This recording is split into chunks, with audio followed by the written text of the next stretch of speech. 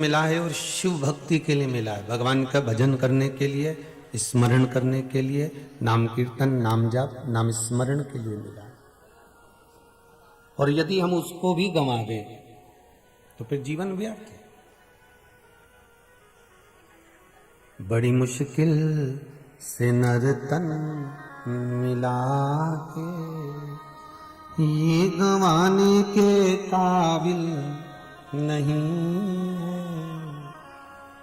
ध्यान हरि का हृदय से न भूलो, ये भुलाने के काबिल नहीं है। ये मनुष्य की जो देह मिली है बुलाने के लिए नहीं, भगवान का स्मरण करने के लिए, भगवान की भक्ति को धारण करने के लिए, नाम जाप स्मरण के लिए मिला। और बड़ा विशेष दिन है आज का, जो अपन सब भारत मां की आजादी का उत्सव 73वें गणतंत्र दिवस को मना रहे हैं। सारे देशवासियों को इस पुनीत पावन गणतंत्र दिवस की बहुत बहुत बधाई हो। आप सभी को मेरे भारत की भूमि के इस आजादी पर्व की बहुत बहुत बधाई हो। भगवान शिव सभी के भीतर राष्ट्रभक्ति को जागृत करे और एक एक जीव इस राष्ट्र के कार्य में तत्पर रहे। शिव महापुराण की कथा कर रही है। बड़ी मुश्किल से मनुष्य का देह मिलता है, और मानव का शरीर अगर मिल गया, मानव की देह प्राप्त हो गई, तो भगवान की भक्ति में इसको क्यों ना लगे। कई बार तो हमारा शरीर भगवान के मंदिर तक भी पहुंच जाता है, भगवान के भजन तक भी पहुंच जाता है, भगवान की कथा तक भी पहुंच जाता है, तो भी हम उस समय को ज्ञात नहीं कर पाते और वो समय हमारे हाथ से निकल जाता है। बहुत इच्छा, बहुत अरमान, बहुत अभिलाषा लेकर हम भगवान के दरवाजे पहुंचते हैं, और जब भगवान के दरवाजे पर हम पहुंचते हैं, बड़ी अभिलाषा, बड़ा आनंद लेकर हम पहुंच जाते हैं, पर उस तक पहुंचने के बाद भी हम परमात्मा के नहीं हो पाते। वहां तक पहुंचने के बाद भी हम भगवान के नहीं हो पाते। अर्थात शरीर तो मिल गया मानव का, पर हम भगवान का भजन नहीं कर पा रहे। और थोड़ा बहुत समय अगर भगवान के भजन में लग भी गया, थोड़ा बहुत समय हम भगवान की भक्ति में लगा भी लिए, तो हमारे भीतर अहंकार इतना आ जाता है कि मेरे बराबर कोई भजन करने वाला ही नहीं होगा, मेरे बराबर कोई सेवा करने वाला ही नहीं होगा। शिव महापुराण की कथा कर रही है कि आंखों का तो हम ऑपरेशन करा सकते हैं,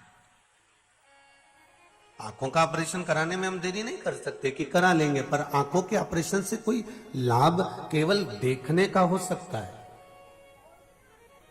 पर दर्शन के लिए या नजरिया बदलने के लिए या भगवान को पहचानने के लिए ऑपरेशन की जरूरत नहीं पड़ती। किसी सत्संग में जाकर बैठ जाओ, कहीं आस्था पर कथा चल रही हो शिव महापुराण की, वहां जाकर बैठ जाओ, या कहीं भजन कीर्तन या शिव का कोई धाम हो, वहां जाकर बैठ गए, थोड़ी देर भगवान का भजन करा, स्मरण करा, नाम जाप करा, और भगवान की भक्ति में डूब गए, तो नजरिया भी बदल गया और दर्शन का भाव भी जागृत अपने आप हो गया। हमारे भीतर वो भाव हमें जागृत करना है, हमारे भीतर हम वो भाव को जागृत करें। भगवान ने नेत्र दिए हैं, प्रत्येक जीव को नेत्र दिए हैं कि इन नेत्रों से तुम्हें देखना है। एक पशु भी बनाया, एक पक्षी भी बनाया, जलचर भी बनाया, थलचर भी बनाया, वायुचर भी बनाया, सबको भगवान ने नेत्र दिया, और यही कहकर दिया कि इन नेत्रों से आपको देखना है, इन नेत्रों से आपको देखना है। भगवान ने ये जरूर कहा कि नेत्रों से देखना है, पर भगवान ने ये नहीं कहा कि इससे हमें दूसरे का अवगुण देखना। भगवान कहते हैं नेत्रों को बड़ी मुश्किल से प्राप्त हुआ है। महाराज, इन नैनों को रोग लगा है, रोज सिनेमा देखन का, इन नैनों से दर्शन कर लो सभी रोग मिट जाएंगे। हरि ओम हरि हरि ओम हरि ओम। बड़ी मुश्किल से नयन मिले, और वो नयन मिले तो उसको सत्कर्म में क्यों ना लगाएं। अगर भगवान ने नेत्र दिए हैं तो उसको सतमार्ग की ओर क्यों ना लेकर जाएं हम। शरीर दिया है तो इसको भगवान की भक्ति में क्यों ना लगाएं हम। चरण दिए हैं तो इसको भगवान के दरवाजे तक क्यों ना लेकर जाएं हम।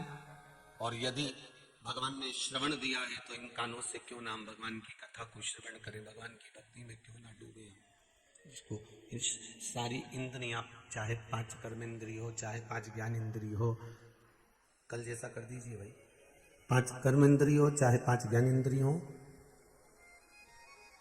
ये सारी इंद्रियों को हमें परमात्मा तक दे देना है। क्योंकि इंद्रियां बड़ी विचलित होती है।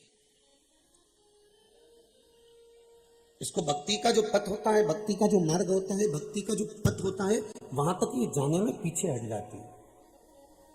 चलती तो है, ऐसा नहीं कि इंद्रियां भगवान तक नहीं जाती। नेत्र को भी आप भगवान तक लेकर जाते हो, श्रवण को भी आप भगवान तक लेकर जाते हो, वाणी को भी आप भगवान तक लेकर जाते हो, हृदय को भी भगवान तक लेकर जाते हो। पर ये बीच मार्ग में कहीं ना कहीं अवरुद्ध जो उत्पन्न हो जाता है, कहीं काम का, कहीं लोभ का, कहीं विषय का, कहीं आसक्ति का, कहीं वासना का, कहीं तृष्णा का, ये अवरुद्ध जो इकट्ठा हो जाता है, और ये इंद्रियों को परमात्मा तक जाने से रोक देता है।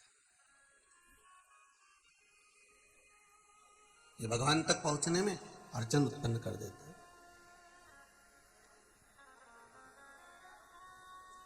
शिवगण शिव महापुराण की कथा कहती है, एक बार भृंगी ने नंदी के साथ जाकर भगवान शंकर से एक निवेदन करा, और भृंगी भगवान शंकर से निवेदन कर रहे हैं, भगवान नंदी के साथ जाकर भगवान शिव से विनती कर रहे हैं कि भोले बाबा ये बताओ कि हम गणों का काम क्या है, हम गणों का काम है क्या, हम गण किस काम के लिए, हम गण क्या कर सकते हैं, आप वो बताइए। भगवान शंकर ने कहा, मृत्यु लोक में जितने भी मानव, चाहे जलचर हो, चाहे थलचर हो, चाहे वायुचर हो, मनुष्य के साथ में जो जीव जंतु भी अगर जन्म ले रहा है मृत्यु लोक में, कभी कभी आपने ये ध्यान करा होगा, स्मरण करा होगा कि चींटी भी क्या रोती है,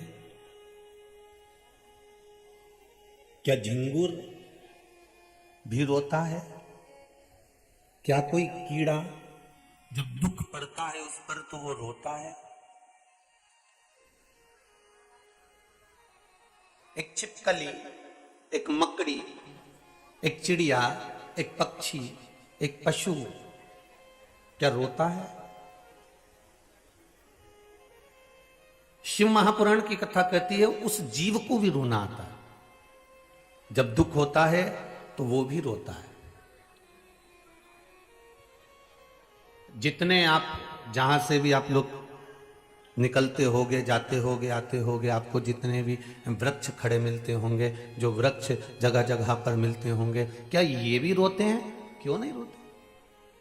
84 लाख योनियों में 20 लाख योनि तो वृक्ष की है।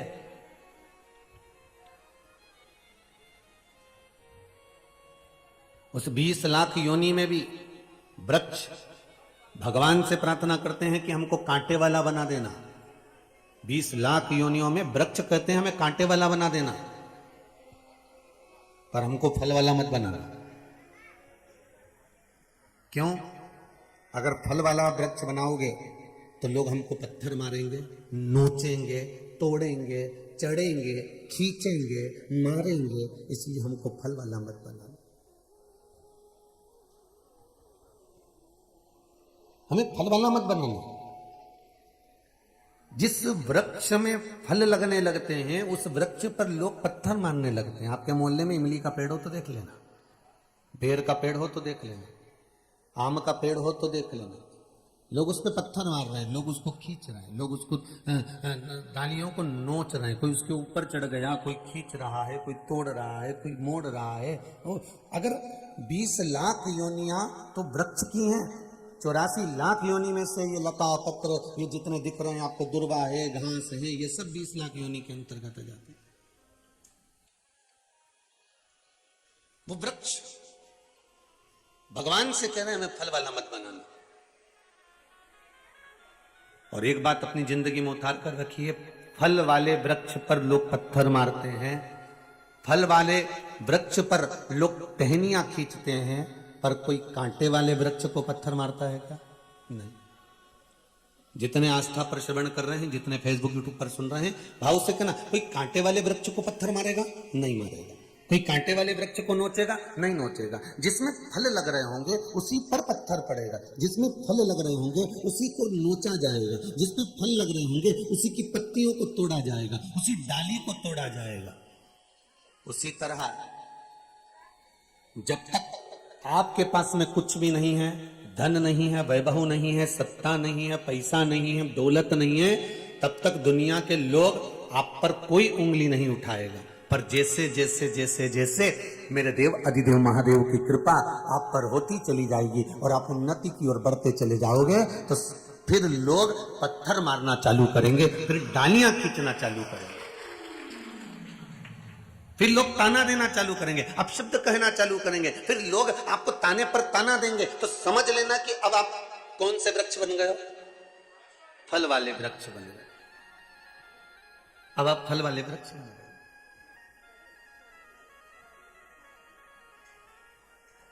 अब आप कांटे वाले नहीं रहे हो।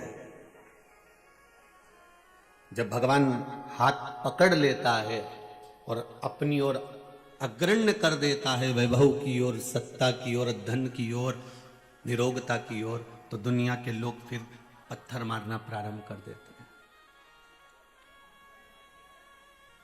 एक सुंदर पत्र है, किसी ने भेजा है। जितने पढ़े हैं ये हैं, जो नहीं पढ़े हैं वो ये हैं। पढ़ेंगे जब वो भी वर्णन करेंगे। वो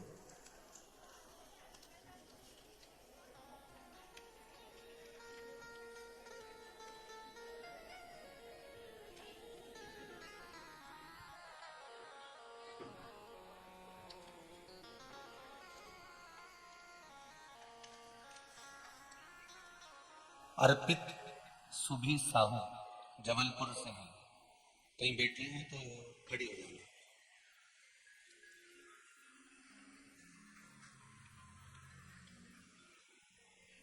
आप ही हैं बेटा? आपने लिखा है, माइक पहुंच सकता है क्या?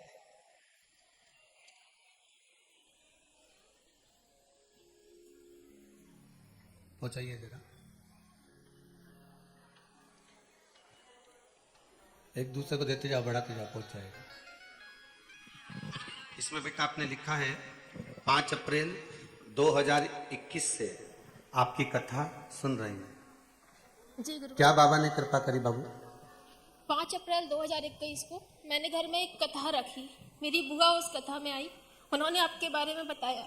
जो हमारे पास कुछ बचा हुआ था उससे मैंने कथा करवाई। उसके बाद उन्होंने बोला कि प्रदीप मिश्रा जी को एक बार सुनो, पशुपति का व्रत करो। मैंने जिस दिन से व्रत किया है, मेरा खुद का ट्रांसपोर्ट चालू हो गया, डुप्लेक्स घर बन गया और अभी खुद की कार, वाहन सब कुछ हो गया महाराज। बनी रहे। आपने इसमें लिखा है बहुत तकलीफ में थी, सब कुछ चला गया था, किराया देने की भी गुंजाइश नहीं थी हमारी। आज डुप्लेक्स घर बनवा दिया आपने 1200 स्क्वायर फीट में। पूजा तो सब करते हैं, आपने मुझे पूजा का ढंग सिखा दिया गुरुदेव। बाबा की कृपा। विराज जी बहुत बहुत धन्यवाद। बाबा ऐसी ही कृपा आप पर बना। यहाँ तक गुरु जी हमारी फैमिली ने हमको छोड़ दिया था। धन जब चले जाता है ना बाबू, तो सबसे पहले परिवार ही भगता है। वो कहते हैं नाव डूबती है तो चूहे भाग जाते और हैं। आज सारे रिश्तेदार, सारी फैमिली हम लोग को बुलाती हैं, सब पूछने लगे हैं। अब वापिस सम्मान मिलने लगा ना, बस यही शंभू है, यही शंकर सब आपके आशीर्वाद से। बाबा की कृपा। शंभू श्री शिवाय। श्री शिवाय नमस्ते। बैठिए बाबू, बैठिए। शिव की कृपा है। शिव ओघर दानी है। आप अगर विश्वास रखे हो शंकर के प्रति, अगर आपका भाव निर्मल है, और दिल से आप अगर शंकर को रिझा रहे हो तो उसके मिलन में देरी नहीं हो सकती। आप केवल उसको पहचान लो एक बार कि शिव तत्व क्या है। शिव तत्व को जानने की अगर एक ललकता, दुनिया फिर वही कल वाली बात है महाराज कि संसार सागर में जन्म लिया है, उतार और चढ़ाव जिंदगी के आते रहेंगे, पर सब साथ छोड़ दे दो। पर एक निवेदन है, आप बाबा का दरबार मत छोड़ना, शिव का द्वार मत छोड़ना, आप शंकर का द्वार मत छोड़ो। दुनिया कहेगी, ताने भी दहेगी, अपशब्द भी कहेगी और कहती रहेगी, उसका कर्म है कहने का।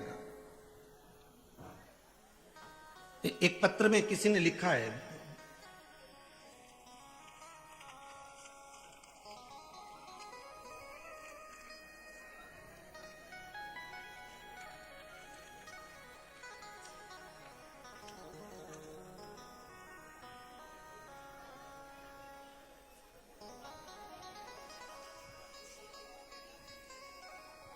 नीरज जी शर्मा हैं, ब्राह्मण परिवार से हैं। किरण जी शर्मा महाराष्ट्र से हैं, गांव इंगन घाट से हैं। कहीं बैठी हो तो हाथ उठाइएगा।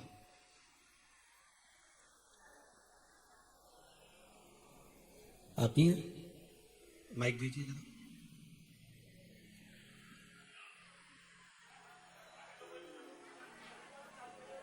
माइक चालू करके पहुंचा दो।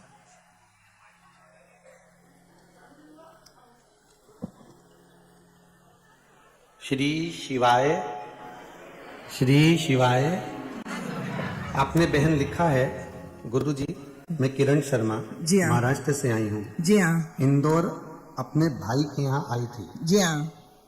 परिवार सहित क्या हो गया था? मेरे भाई शांत हो गया था, पर मैं 2 कदम भी नहीं चल सकती थी जी। भोलेनाथ की ऐसी कृपा हुई कि मैं गंगा सागर होके आई हूँ अभी। बाबा की कृपा हो। अचानक मेरी बहू के क्या हो गया था? बहू को पैरों में तकलीफ है मेरे। नहीं, आपका इसमें लिखा है बहू को भी कुछ तकलीफ हो गई थी। मेरी बहू को एकाएक डॉक्टर ने बोला कि हार्ट में प्रॉब्लम है। पर जब से मैंने भगवान का ध्यान किया और प्रार्थना की तो भगवान की कृपा से वो सब प्रॉब्लम अपने आप सॉल्व हो गया। हो गया? ऑपरेशन तो नहीं हो रहा ना? नहीं हुआ। बस ठीक है। आपने लिखा है इसमें ऑपरेशन का बोल दिया था डॉक्टर हाँ, ने। हाँ, हाँ। तो अब ठीक है ना? अब बिल्कुल ठीक है। बस बस बैठिए बैठिए। श्री शिवाय नमस्तुभ्यम। नमस्तुभ्यम। शिव उपासना करिए और शंकर की भक्ति। आपको कहीं नंदी और भृंगी शिव के गण भगवान शंकर से पूछ रहे हैं कि हमें क्या करना, हमारे लिए आज्ञा क्या है। ये शिव के गण भगवान शंकर से पूछ रहे हैं। भगवान शिव ने कहा तुम्हारा एक ही काम है। थोड़ी चोंगे जैसी आवाज आ रही है बाबू। भगवान शिव के गणों ने पूछा कि हमारे लिए आज्ञा क्या है, हम क्या कर सकते हैं, वो बताया जाए। तब भगवान शंकर ने कहा तुम्हारा एक ही काम है, तुम्हारे लिए केवल एक ही क्रम है कि मृत्यु लोक में चाहे जलचर हो, चाहे थलचर हो, चाहे वायुचर हो, चाहे मृत्यु लोक में रहने वाला छोटे से छोटा जीव क्यों ना हो, उसके भीतर क्या चल रहा है और वो क्यों रो रहा है, उसके रोने का कारण क्या है, उसको क्या दुख है, ये आप मुझ तक पहुंचा दो। शंकर के जितने गणों का दर्शन आप इस पीछे फोटो में कर रहे हो, फ्लेक्स में कर रहे हो, बैनर में कर रहे हो, या जितने भी शिव जी की शादी में शंकर भगवान के गणों का दर्शन करते हो, ये गण जितने 33 कोटि देवता हैं उससे थोड़े बहुत कम भगवान शंकर के गण हैं।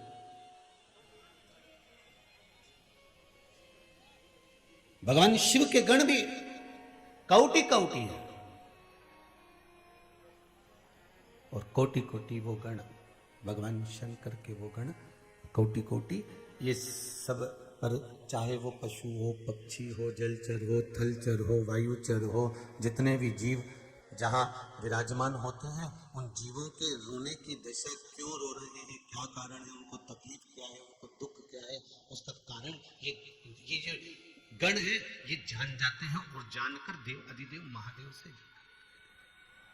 महादेव से जाकर बोल देते हैं, भगवान शिव से जाकर कह देते हैं।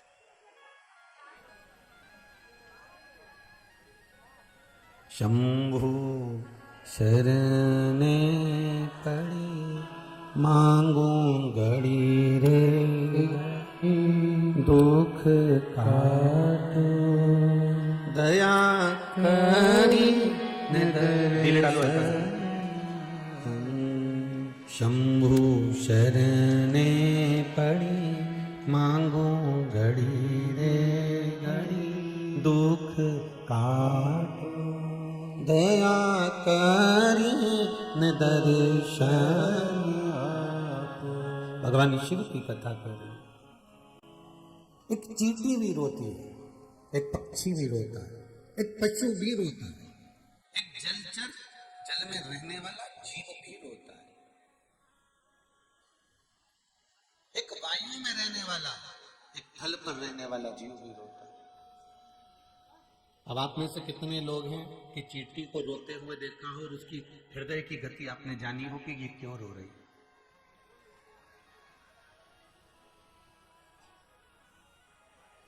चींटी को घबराहट होती कि नहीं होती? जैसे तुमको घबराहट हो जाती है एकदम, कहीं भीड़ में गए या कोई एकदम तुम्हारे ऊपर आया, कोई चीज पत्थर तुम्हारे ऊपर एकदम आया तो घबराओ कि नहीं घबराओ?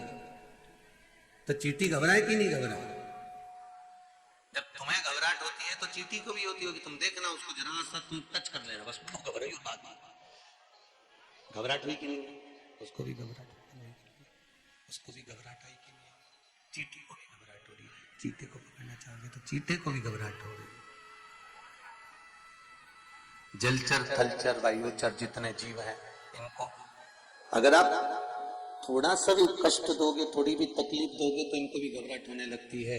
और अगर इन जीव को अगर आप मारने का प्रयास करोगे तो ये भी रोते हैं, इनको भी तकलीफ उत्पन्न हो जाती है, इनको भी कष्ट हो।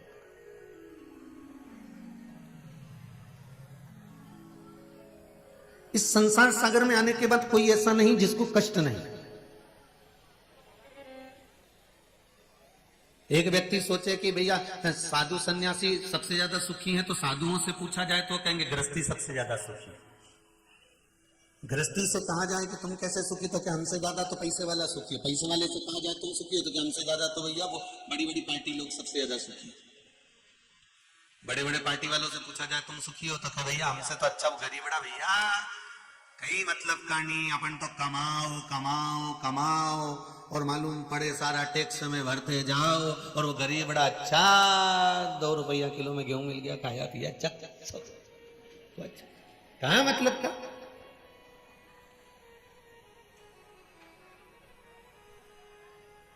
धन को बचाने का भी टेंशन, रखने का भी टेंशन, तो उससे तो वो गरीब बड़ा। फिर गरीब से पूछा तू सुखी है? अरे अपन काय का सुखी भैया, देखो पैसे वाले कितने जोरदार गाड़ी में घूम रहे हैं, बंगले में रह रहे हैं, जमीन। तो यहाँ तो प्रत्येक व्यक्ति के हृदय में दुख समाहित ही चलता रहता है, चलती रहती है, दुख समाहित चलता ही रह रहा है। उसकी परिभाषा के अंतर्गत दुख उसके अंतर्गत घूम ही रहा है।